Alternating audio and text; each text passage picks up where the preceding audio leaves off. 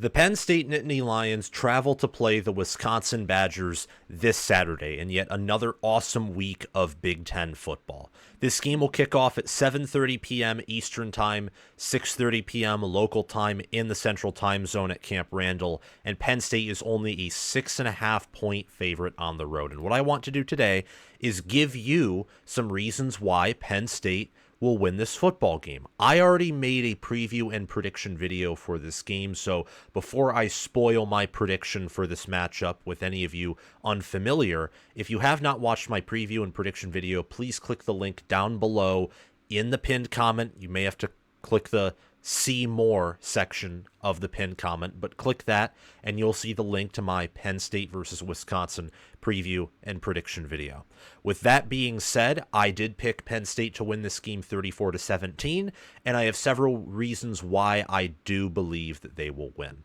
Before we get started and I give you these reasons, I ask you to subscribe to the channel, to like the video, to hit the notification bell so that you can get notified when I release more college football content, and also so that you get notified when I release a video later today discussing some reasons why Wisconsin will win this game.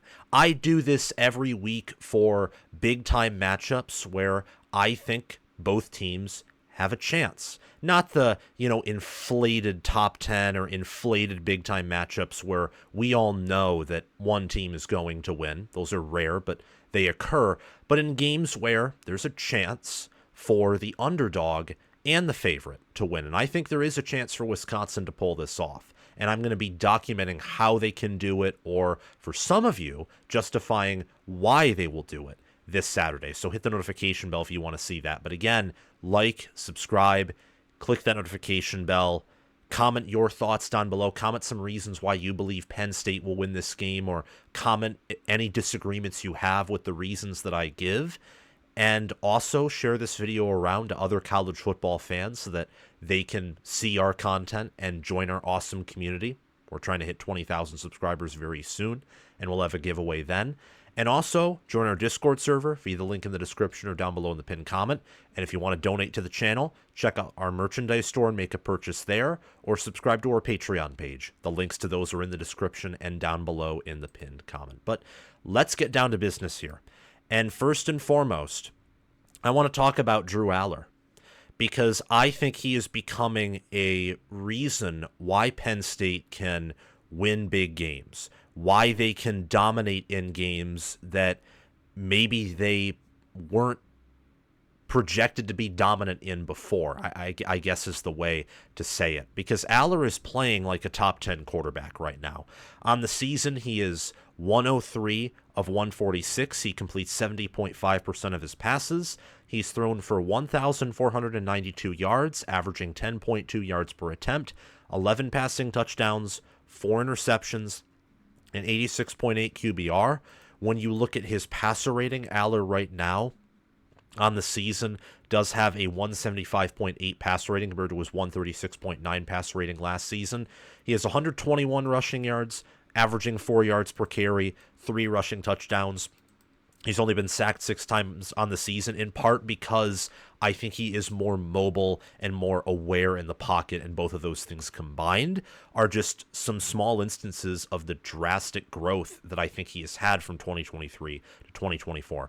He passed for about 389 attempts exactly last season.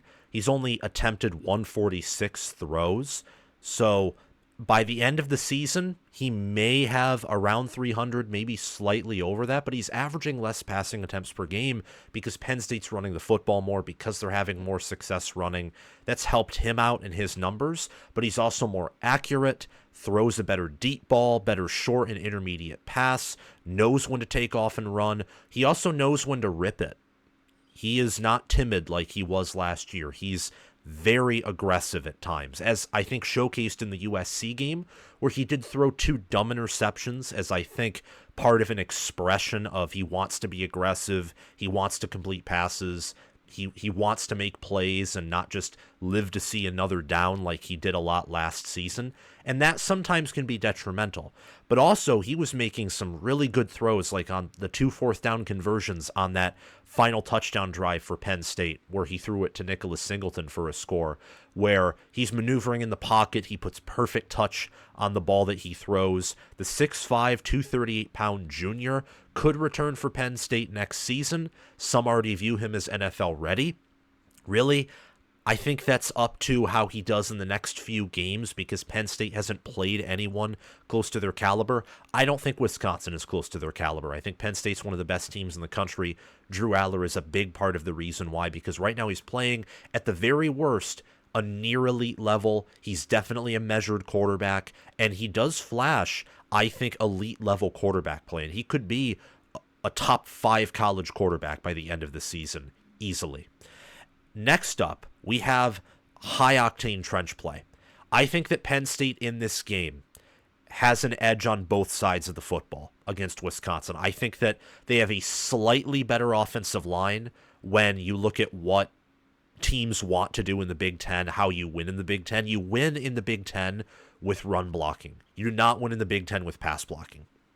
You don't. There are rare exceptions to that. Some Ohio State teams of the past few seasons have kind of been that way, but they are exceptions to the rule because 2019 Ohio State, for example, what did they do better? They did a better job of running the football when J.K. Dobbins had 2,000 rushing yards on the season.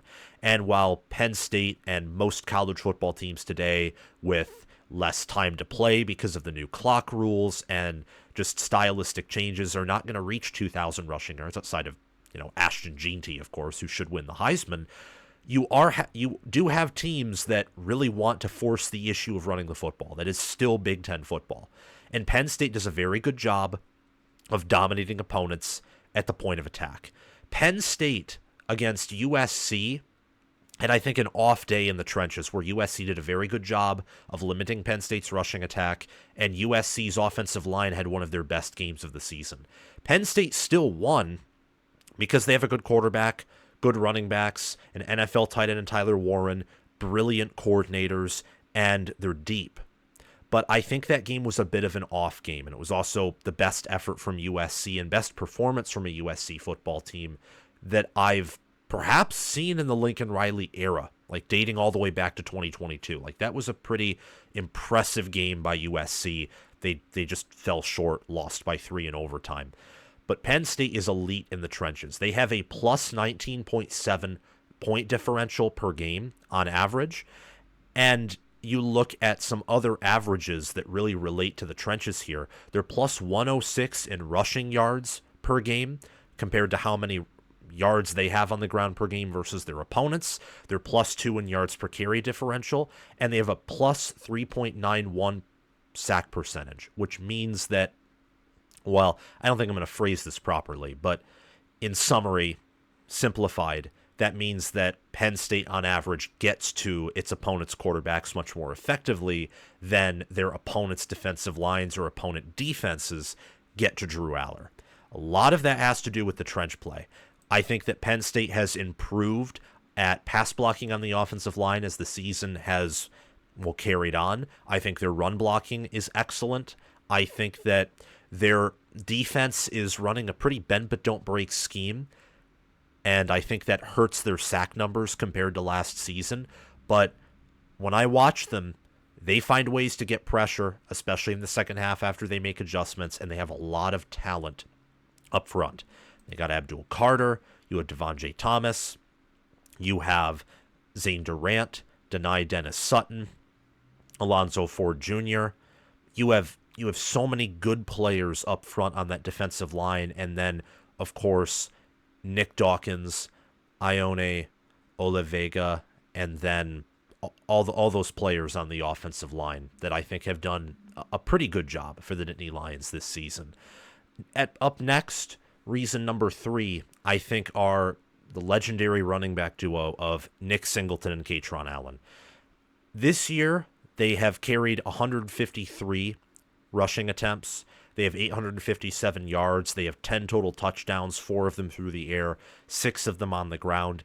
Singleton sat out against UCLA due to an illness. I don't think he was 100% against USC. Expect him to be 100% in this game and be the big play back that we know him to be. and also for Quinton Allen to be that bruising back that really tries to wear down Wisconsin's defensive front. And Wisconsin's defensive front has not been good in stopping the run this year. Alabama ran all over them, and I actually think Penn State probably has a better rushing offense than Alabama does. They don't have the same ceiling, I would say, but they're a lot more consistent at running the football than Alabama is. And Alabama has struggled to run the ball against Tennessee, really good defense. South Carolina, really good defensive line, but defense overall, I don't really know. And they struggled to run it a bit against Vanderbilt, too. I mean, several weeks in a row where Alabama's just looked disappointing in rushing offense. Penn State didn't do a very good job against USC, and without Nick Singleton and playing pretty brain dead, they didn't do a good job against UCLA either. But looking at the players that Penn State has, they have one of the best rushing offenses in the country. It's a big part due to their trench play, but also due to Nick Singleton and Quinton Allen making great plays after contact in open space, putting their head down, being tough, and being smart with their with the football, with their footwork, with whatever they do. They are one of the best running back duos in the country, and I'm fascinated to see how Penn State and Ohio State face off, and maybe if Singleton and Allen challenge the narrative that Henderson and Judkins are the best running back duo in college football. Up next, reason number 4, well, that's Tyler Warren. Tyler Warren is the gadget player for Penn State this year. He's everything. He's a Swiss Army knife. Some would say that he is Penn State's offense. Well, he's 2 of 2 for 26 yards this season through the air with 1 passing touchdown. He has 5 carries for 38 yards and a rushing touchdown. And he has 40 receptions for 513 yards and 4 receiving touchdowns. He's awesome. He's good in blocking. They use him as a quarterback sometimes out of, the Wildcat because he's played quarterback in high school. So he can actually throw an okay ball. They've used him to run for a touchdown.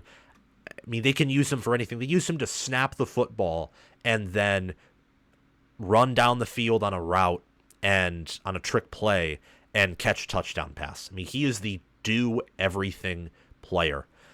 You talk about an objective Heisman ballot that didn't just look at quarterbacks and maybe some exceptional running backs or exceptional wide receivers, but that looked at, defensive players, offensive and defensive linemen, so on and so forth.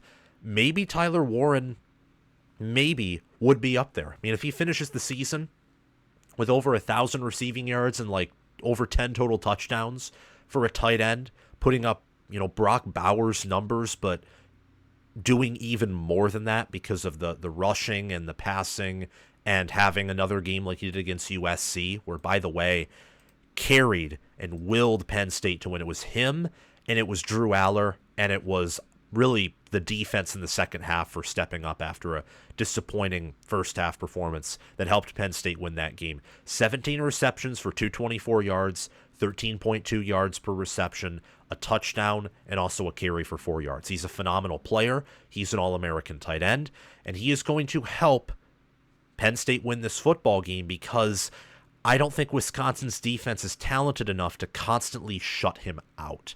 And if they do limit him, again, circling back to the fact that Wisconsin has a good defense, and I think Mike Tressel is a very underrated defensive coordinator. If Penn State needs to search for a new defensive coordinator because maybe Tom Allen wants to be a head coach again and he gets an offer, I'll call up Mike Tressel. Mike Tressel would do wonders with the talent Penn State has on the defensive side of the football. However, other opportunities will open up for other players like Harrison Wallace III, Amari Evans, Liam Clifford, Julian Fleming. Penn State's receiving core is much better than it was last season. It doesn't necessarily have a higher ceiling than last season's receiving core, but the floor is much higher. They don't have the same amount of drops. At least a receiver, along with Tyler Warren, steps up basically every game. The offense is just much cleaner, and Tyler Warren is a huge part of that. But why he's threatening is you have to pay attention to him. You have to scheme to stop him, and that opens up opportunities for other players, and he will still get production, and he will still get targets, and he will still harm your defense even if you prepare for him perfectly because he is that good. He's a non-negotiable, and non-negotiables are deadly, especially for a team like Wisconsin who's already overmatched. And speaking of being overmatched, of being overwhelmed, I think Penn State's secondary is a reason why they will win this game. They've allowed 167.5 opponent passing yards per game, 5.9 opponent yards per attempt, and 10.1 opponent yards per completion, and they're only allowing opponents to complete 58.48% of their throws. This Penn State defense is good. They make awesome adjustments in the second half. They have 23 passes defended, 5 interceptions, 5 forced fumbles, 3 fumble recoveries. Their leader in passes defended is tied between Elliott Washington II and Abdul Carter. A.J. Harris has a pick and 2 passes defended. Their leader in interceptions is tied for A.J. Harris, corner, Tony Ruiz, linebacker, Jalen Reed, safety, Zakee Wheatley, safety, and Elliott Washington II, a corner. This secondary, and part of it is their schedule. A huge part of it's their schedule. I think they're doing a better job than I expected them to, especially factoring in that Kevin Winston Jr. is, well, out indefinitely. And he, I thought, was going to be their best player in the secondary this season. Huge injury for them. Be praying for him. I hope that he can recover soon. They're doing a good job without him. And Braden Locke for Wisconsin, he's done better and performed at a higher level than Tyler Van Dyke did in his first 2 games before he tragically went down with an injury. And I hope and pray that he heals up. Locke, however, has not been good. He's 77th in QBR. He has 7 passing touchdowns, 5 interceptions. He's had at least 1 interception in his last 4 games, and he's only completing 59.3% of his passes. He's not mobile, can't really run the football all that consistently, and he's only averaging 7.9 yards per attempt. Honestly, I think that unless Wisconsin is going to consistently move the ball through the ground, which is possible, it's something I'll talk about in why Wisconsin can/will win, a video that I'll be, as I said earlier, releasing later today.